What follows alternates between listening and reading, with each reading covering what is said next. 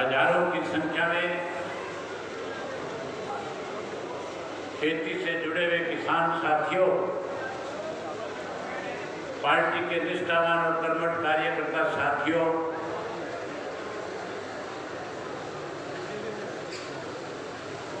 आप लोगों ने एक मन बना लिया, एक फैसला कर लिया और चौटाला साहब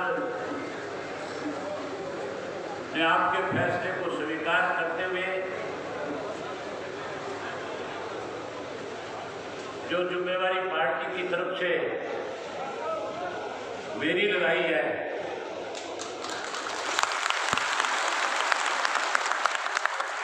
मैं उसके लिए जब पार्टी नेतृत्व का आभार व्यक्त करता हूं, वहीं आप लोगों का इस बात के लिए आभारी हूं कि आप लोगों ने एक बार फिर मुझे अपना प्रत्याशी बना करके और जो मौका दिया है, जो विश्वास आपने मेरे प्रति व्यक्त किया है, उसके लिए मैं आप सबका आभार व्यक्त करता हूं। साथियों, जब किसान आंदोलन पीक पे था, जब इस दिल्ली के बॉर्डर के चारों तरफ, चाहे वो यूपी का बॉर्डर था, चाहे राजस्थान का था, चाहे वो हरियाणा प्रदेश का सिंगू का बॉर्डर था या टिकरी का बॉर्डर था, जहाँ हजारों की संख्या में बड़े बुजुर्ग अपना घर बार परिवार छोड़ करके इन कृषि के 3 काले कानूनों के खिलाफ लगातार आंदोलन कर रहे थे, -डिग्री के टेम्परेचर में, जहां आपकी इस लड़ाई को लड़ रहे थे, उस दौरान इंडियन नेशनल लोकदल पार्टी का एक कार्यकर्ता जो था, इन कृषि के 3 काले कानूनों के खिलाफ उस किसान आंदोलन में लड़ाई लड़ने वाले लोगों के साथ वॉलंटियर के रूप में एक सामाजिक कार्यकर्ता के तौर पे उनकी सेवाओं में लगा हुआ था। मैं स्वयं पार्टी के हजारों साथियों को साथ लेकर के अलग अलग बॉर्डरों पे जाकर के, जहां बाहर से आए हुए किसान साथी थे, हम जहां उनका हौसला बढ़ा रहे थे, वहां उनको ये विश्वास भी दे रहे थे, विश्वास पैदा कर रहे थे कि इंडियन नेशनल लोकदल पार्टी का एक कार्यकर्ता जो है आपके इस आंदोलन में आपके साथ खड़ा है। उस दौरान जब मैं वहां जाया करता तो मेरे सामने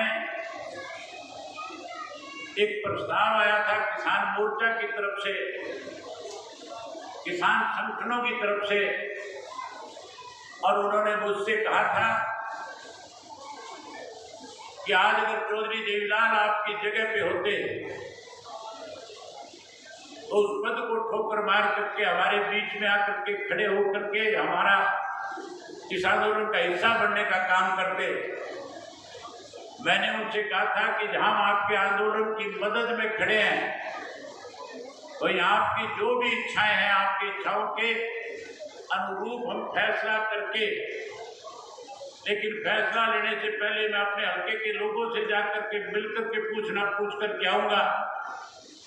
जिन लोगों ने मुझे विधानसभा में चुन करके भेजा, जिन्होंने मुझे वोट दिया, जिन्होंने मुझे मेरे प्रति विश्वास व्यक्त किया,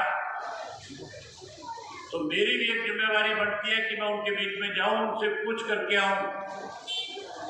और जब मैं गांव-गांव में आपसे मिलने आया था, पूछने आया था,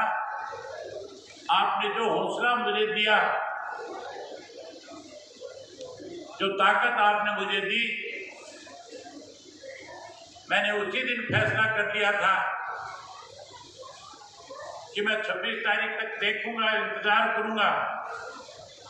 और 26 जनवरी तक अगर कोई फैसला किसान के हक में नहीं आया तो 27 जनवरी को अपना रिजाइन दे दूंगा। जब मैं आपसे मिल रहा था तो आपने मुझे खुल करके कहा कि चिंता करने की जरूरत नहीं, आप जाओ और जाकर के इस फैसले पे मोहर लगा करके आओ। साथियों, पहले आपसे पूछ के इस्तीफा दिया था और आज फिर आपसे पूछ करके पार्टी ने फैसला लिया। आज फिर आप लोगों ने एक बार मेरे प्रति जो विश्वास व्यक्त किया, उसके लिए मैं आपका आभारी हूं। जहां मैं आभारी हूं वहां आप लोगों से एक प्रार्थना करना चाहूंगा कि चुनाव मेरा नहीं, ये चुनाव इन कृषि के 3 काले कानून जो बने हैं, कांग्रेस के लोग, बीजेपी के लोग आपके बीच में आकर के बहुत सारी बातें कहेंगे,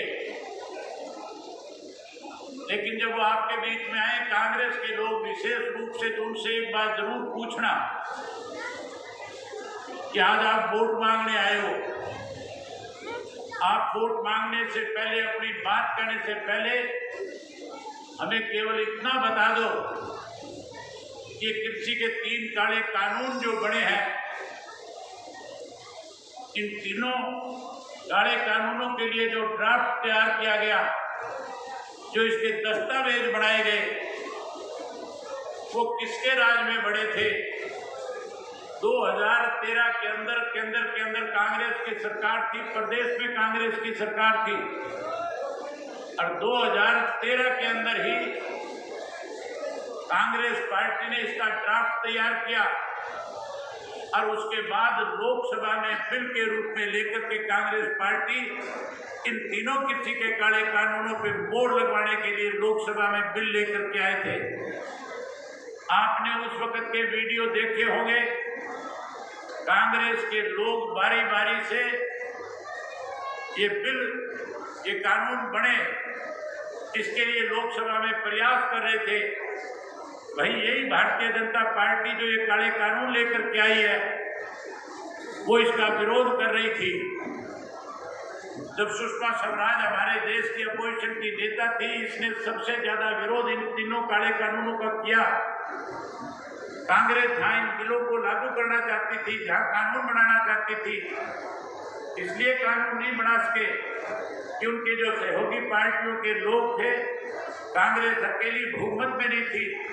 और सहयोगियों ने सीधे तौर पे कह दिया था कि अगर आप ऐसा कोई कानून बनाओगे तो फिर हम आपके पक्ष में वोट डालने के बजाय आपकी सरकार को गिराने का काम करेंगे। कांग्रेसियों से पूछना, इसकी रूपरेखा किसने तैयार की थी?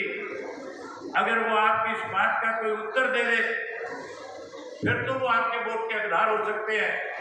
साथियों, अगर उनके पास कोई उत्तर ना हो, तो जैसे आज भाजपा का, जनता का विरोध आप कर रहे हो, उसी तरह से इस भारतीय जनता पार्टी की बी टीम कांग्रेस पार्टी का भी विरोध करके अपने गांव से, अपने बूथ से बाहर करने का काम करना। मैं उम्मीद करूंगा इस लड़ाई को अब की बार के चुनाव से केवल ऐलनाबाद के विधायक की बात नहीं, इस चुनाव से पूरे देश में एक मैसेज जाएगा कि जिन कृषि के काले कानूनों के लिए इलाहाबाद के विधायक ने इस्तीफा दिया,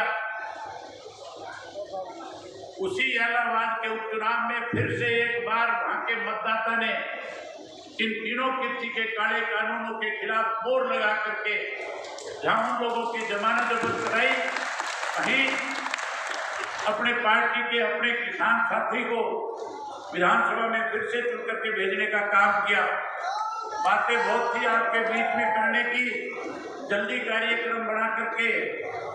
गांव में आपके बीच में आऊंगा, आपसे मिलूंगा।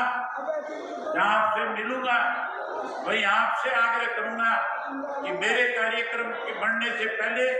आप सभी गांव में एक एक आदमी से मिलकर के, एक एक बुजुर्ग से, एक एक माता और बहन से, नौजवान साथी से मिलकर के सबका एक मन बनाए और इस चुनाव को कृषि के इन 3 काले कानूनों के खिलाफ लोगों को खड़ा करके पूरे देश को एक मैसेज दे कि हम इन कानूनों को किसी भी कीमत के ऊपर सहन नहीं करेंगे, हम इनको निरस्त करा करके ही दम लेंगे। यही बात आपसे कहने और करने आया था। आपसे एक बार फिर जो विश्वास आपने व्यक्त किया, जो आपने आज फिर एक बार मुझे अपना नुमाइंदा बनाने का काम किया, जो मेरे प्रति आपने एक ताकत बनने का काम किया, मैं आपका इस बात के लिए आभारी हूँ। आप लोग इतनी बड़ी संख्या में आए, आपने इतना बड़ा विश्वास व्यक्त किया, मेरे पास शब्द नहीं है, मैं किन शब्दों के साथ आपका आभार व्यक्त करूं। आप सबका बहुत बहुत धन्यवाद। जय हिंद, जय हरियाणा।